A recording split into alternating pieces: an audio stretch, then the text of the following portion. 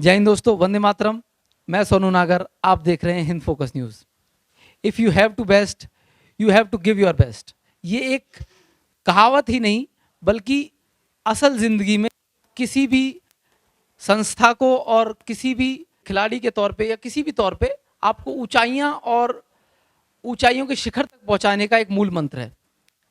अभी हम बात करने वाले हैं एक ऐसी एविएशन इंडस्ट्री की जो कंपनी है जो अपने आप को डोमेस्टिक फ्लाइट्स में कथाकथित तौर पर नंबर 1 बताती है, लेकिन जो उसकी सर्विसेज हैं और जो उसके पैमाने हैं सर्विसेज देने के, वो बिल्कुल शून्य से न्यूनतम की तरफ है। हमारे साथ हैं रश्मि पांडे जी, जो कि हाई कोर्ट में वकील हैं लखनऊ से। तो रश्मि पांडे जी के साथ जो वाकया हुआ, ऐसा कई बार कईयों के मुंह मैंने सुना है, लेकिन कोई आवाज़ नहीं उठाता एक्चुअली, बात कहकर और रुक जाते हैं अपनी। लेकिन रश्मि जी ने आवाज़ उठाई और हम उस आवाज़ को आप लोगों तक पहुंचाएंगे। तो क्या है वो आवाज़ और क्या उनके साथ वाकया हुआ है उस दौरान। तो ओवर टू यू रश्मि जी। मैं सिर्फ ये बताना चाहती हूँ कि अब तक तो इंडिगो से मैं बहुत दिन से ट्रैवल कर रही हूँ। सिर्फ इंडिगो से ही नहीं, इसके अलावा और भी फ़्लाइट से मैंने ट्रैवल किया है और अब तक की बेस्ट सर्विस रही है। बाकी की फ़्लाइट्स बहुत अच्छी सर्विसेज देते हैं, इंडिगो भी अच्छी सर्विस देती थी, पर अभी कुछ टाइम से इनका क्या हुआ है कि इनके जो भी इनकी कमियां होती है, ये इसके लिए अपोलोजाइज फील नहीं करते हैं।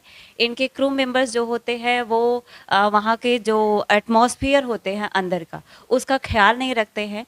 जैसा कि अभी हम कुछ दिन पहले हम ट्रैवल कर रहे थे, हम नागपुर से गोवा जा रहे थे। उस टाइम में क्या हुआ कि हम रात के टाइम में लगभग 12:30 बजे ट्रैवल कर रहे थे और हमारा लैंडिंग का टाइम था लगभग 1:30-2 बजे के आसपास में।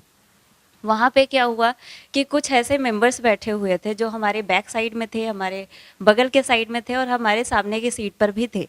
और उन लोगों ने मतलब इतना ज़्यादा शोर शराबा किया, इतना ज़्यादा कि आपस में इस तरह की चीज़ें वहाँ पे एटमॉस्फेयर लग रहा था जैसा कि हम किसी पब्लिक प्लेस पे है या फिर किसी ट्रेन में ट्रैवल कर रहे हैं। उस टाइम में रात का इतना पीक पॉइंट था, हर कोई स्लीपी फील कर रहा होता है या फिर हर कोई नेक्स्ट डे की तैयारी कर रहा होता है, कौन किस मूड में है नहीं पता है। पर इस तरह के आप छोटे से एक मेट्रो में ट्रैवल करते हैं, आप उसमें देखते हैं उसमें एक अनाउंसमेंट होता है, कृपया संगीत ना बजाएं। लेकिन आप इंटरनेशनल लेवल पे आप एक फ्लाई कर रहे हो और इस तरह की चीज़ें हो रही है और आपके क्रू मेंबर उसमें मज़ा ले रहे हैं। क्योंकि अगर वो रिएक्ट नहीं कर रहे, इट मीन्स वो मज़ा ही ले रहे हैं, उनको इंटरेस्ट आ रहा है उसमें। क्योंकि इस टाइम में उनको रिएक्ट करना चाहिए था, उन्होंने कुछ भी रिएक्ट नहीं किया। और फिर उसके बाद ऐसा 1.5 से 2 घंटे तक, जब तक फ्लाइट लैंड नहीं की है तब तक का ये सीन रहा है। फिर लैंड हो गई है, क्योंकि हमारे पास टाइम नहीं था, मैं वहाँ पे कुछ रिएक्ट नहीं कर सकती थी। मैंने सिर्फ आपके क्रू मेंबर को बताया, लेकिन क्रू मेंबर ने बोला ओके मैडम ठीक है देखते हैं। क्रू मेंबर ने कुछ भी रिस्पॉन्स नहीं किया। उसके बाद फिर 2-3 बार ऐसा हुआ है कि हम ट्रैवल कर रहे हैं और इनके गेट चेंज हो जाते हैं फ्लाइट्स के। जैसे कि पहले से अनाउंसमेंट हो जाता था कि हाँ इस गेट पे आ रही है फ्लाइट या फिर इस गेट पे बोर्डिंग होने वाला है, और अभी क्या है कि अभी कोई अनाउंसमेंट ही नहीं होता है।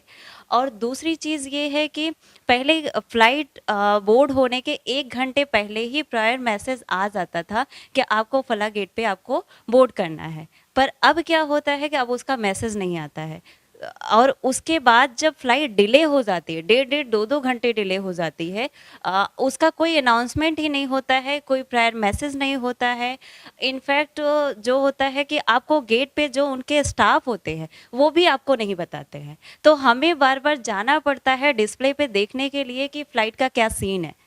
इतना किसी के पास टाइम नहीं होता है, फिलहाल मुझे दूसरों का नहीं पता है, पर हम इतने दिन से हम ट्रैवल कर रहे हैं और हमें हमेशा कोर्ट में बहुत जल्दी पहुंचना रहता है, इसीलिए हम फ्लाइट की फैसिलिटीज़ लेते हैं। अदरवाइज हम भी ट्रैवल करते ट्रेन में और लोगों की तरह 2-4 दिन में पहुंचते, पर हमारे पास इतना वक्त नहीं होता है। और मैं इंटरनेशनल लेवल के केसेस लेती रहती हूँ, जैसा कि नागपुर, मुंबई, गुजरात, तो मेरे को हर जगह पे ट्रैवल करना होता है और मेरे पास टाइम की बहुत ज़्यादा ज़रूरत है। और मैं जानती हूँ कि मेरे ही साथ नहीं, जितने भी यात्री हैं, जो भी फ्लाइट से यात्रा कर रहे हैं, हर किसी के लिए टाइम की वैल्यू है, तभी वो फ्लाइट से यात्रा कर रहे हैं, अदरवाइज़ वो भी ट्रेन से यात्रा कर रहे होते। तो शायद इंडिगो वालों को इस चीज़ को समझना चाहिए कि अगर कोई हमारी फ़्लाइट ले रहा है या फिर किसी भी फ़्लाइट को ले रहा है, उसकी उसको टाइम की कितनी वैल्यू है। इनको एक-एक सेकंड की वैल्यू रखनी चाहिए और हमने महसूस किया है कि इसके पहले इनकी एक-एक सेकंड की वैल्यू होती थी। वो पहले लैंड कर जाते थे, अभी भी कभी-कभी कर जाते हैं। पर इस तरह की जो ये गलतियाँ कर रहे हैं, वो हमारे लिए बहुत ज़्यादा हॉरिबल सीन हो जाता है, क्योंकि हम उसको फेस नहीं कर पाते, क्योंकि सुबह-सुबह हम कोर्ट में जाते हैं, कोर्ट का काम करते हैं, उसके बाद फिर हम भागते हुए हम फ्लाइट लेने जाते हैं। फिर फ्लाइट लिया, एयरपोर्ट पहुँचे, पहली बात तो उस 1 घंटा पहले जाना है, पता चला कि अभी आपका फ्लाइट 1 डेढ़ घंटा डिले हो गया। हम गेट पे जाके बोर्ड करके बैठे हुए हैं और हम इंतज़ार कर रहे हैं, बोर्डिंग स्टार्ट होगा, बोर्डिंग स्टार्ट हुआ, नहीं हुआ। फिर जाके पता चलता है कि हम जाके चेक कर रहे हैं, तो जाके पता चलता है कि गेट चेंज हो गया है या फिर फ्लाइट डिले हो गई।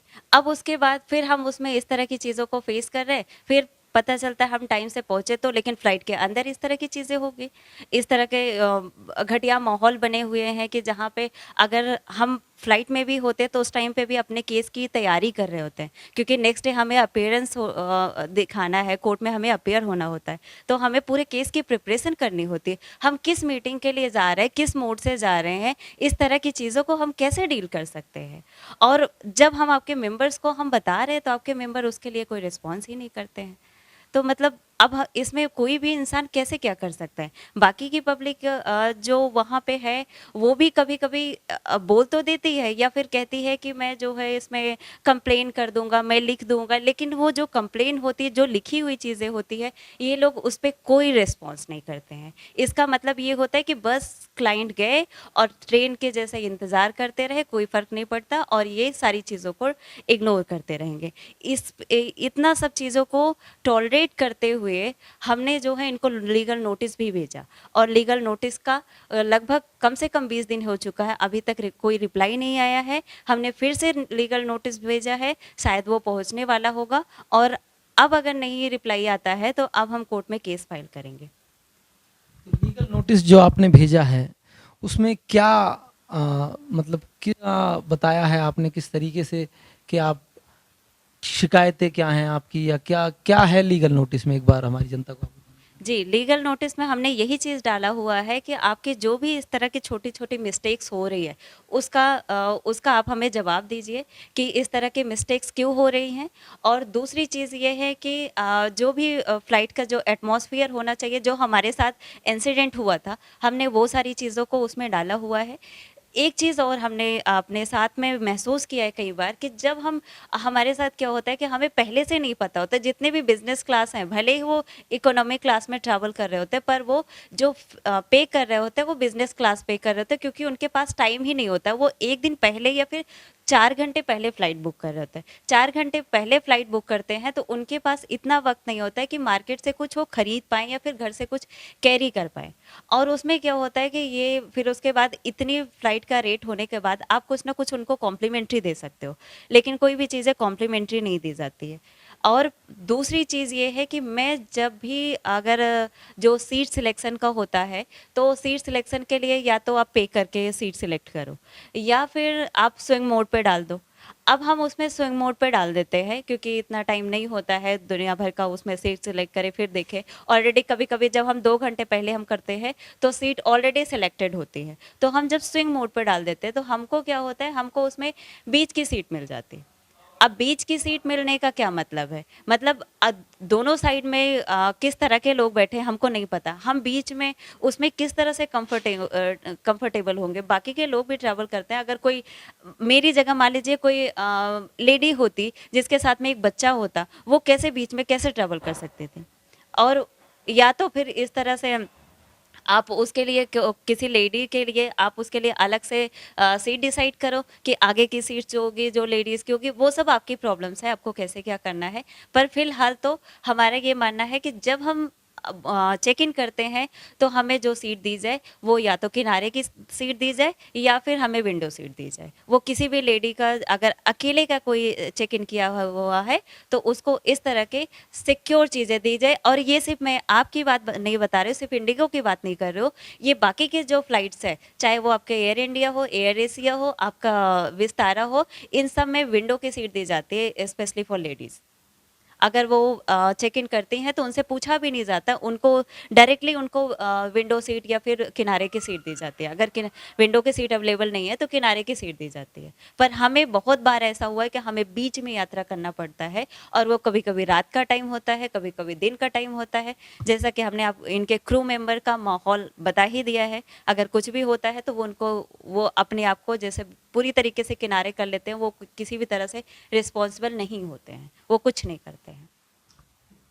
क्रू मेंबर्स से आपकी शिकायत है कि क्रू मेंबर्स जो हैं वो एक तरीके से क्वारंटाइन सिचुएशन में ही रहते हैं, हमेशा वो एक तरफ हो जाते हैं और जो माहौल है वो ट्रेन जैसा हो रहा है। तो क्या मतलब ये जो इंडिगो से ही शिकायत है आपको, या जैसे आपने बताया कि और भी आप फ्लाइट्स में जाती हैं, तो इंडिगो में इस तरीके का माहौल आप बता रही हैं? जी जी, सिर्फ इंडिगो में ही इस तरह की प्रॉब्लम्स आ रही है। तो इंडिगो आप देख सकते हैं किस तरीके से, किस रास्ते पे जो है वो इंडिगो जा रहा है। और जो मतलब हम ये जानना चाह रहे हैं आपसे कि जिस तरीके का ये माहौल आपने वहाँ देखा, उसके बारे में आपने फिर नोटिस दिया, तो फिर नोटिस का भी 20 दिन 21 दिन आप बता रही हैं हो गए हैं, कोई जवाब नहीं आया है। तो मतलब वहाँ से भी एक इरिस्पॉन्सिबल ही रिस्पॉन्स है, कोई अपोलॉजी नहीं, कोई कुछ नहीं, कि वो वैसे तो करते ही नहीं है, वैसे लेटर लीगल नोटिस का भी कोई अपोलॉजी नहीं दे रहे हैं। हाँ, नहीं दे रहे, नहीं दे रहे। तो जैसा कि आप देख पा रहे हैं कि जो इंडिगो फ्लाइट्स हैं, जो अपने आप को कथाकथित तौर पर एक डोमेस्टिक उसमें पूरे ऑल ओवर इंडिया में नंबर 1 बता रहे हैं। वैसे तो हर कोई नंबर 1 ही बताता है अपने आप को, लेकिन ये इंडिगो का एक टैगलाइन समझो इसको कि भाई we are giving our best. तो जो मैंने जैसा पहले बताया कि बेस्ट होने के लिए आपको बेस्ट देना होगा, और यहाँ से तो लग नहीं रहा है बेस्ट आप दे रहे हैं। 4-5 कहानियाँ मैंने पहले भी सुनी है ये ऐसी, लेकिन कोई बिल्कुल जैसे आपकी तरह कोई बिल्कुल सामने आके नहीं बताई, पीछे से किसी ने बताया कि मेरे रिश्तेदार का ऐसा कुछ हुआ था। तो आप तो खुद बता रही हैं, आप तो खुद साक्षी हैं उस चीज़ की। तो मेरी जनता से भी ये अपील रहेगी और कि इस तरीके की आप इस सिचुएशंस को खाली आप जाने ना दें, इसके खिलाफ आप कंप्लेंट डालें, सजेशन बॉक्स में कुछ ना कुछ डालें, ताकि उन्हें सामने वाले को रियलाइज हो। हाँ, तो अपने टाइम की वैल्यू समझे ना, क्योंकि आपने फ्लाइट क्यों बुक किया है? इनफैक्ट आपने टाइम को बचाने के लिए किया है ना।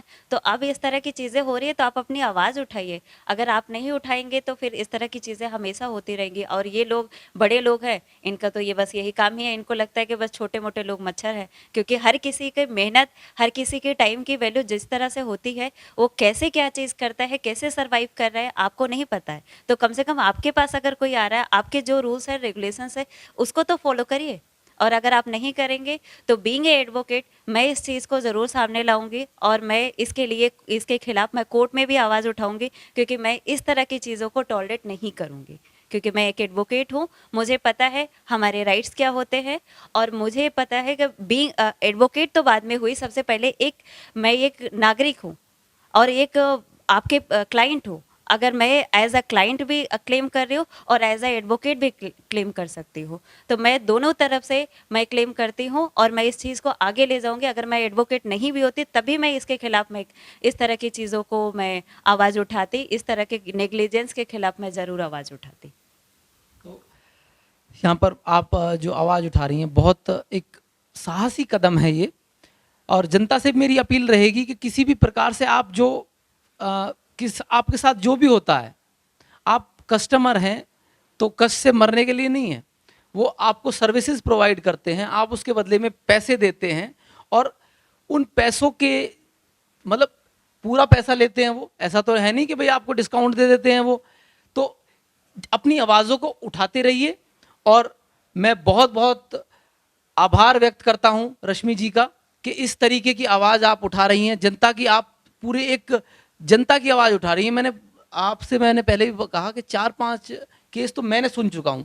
इसका मतलब बहुत सारे केसेस हैं जो लोग बाग कह देते हैं कि हम परेशान हैं, लेकिन वो आवाज़ नहीं उठा पाते हैं। तो जनता से मेरी अपील है, आप लोग बाग जो भी इस वीडियो को देख रहे हैं, प्लीज़ कमेंट करें और हमें बताएं जो भी आपकी दिक्कतें आपके साथ हुई हैं और परेशानियां आपको हुई हैं, उस परेशानी को आप हमसे शेयर करें। और आपका बहुत बहुत आभार, धन्यवाद। जय हिंद, वंदे मातरम।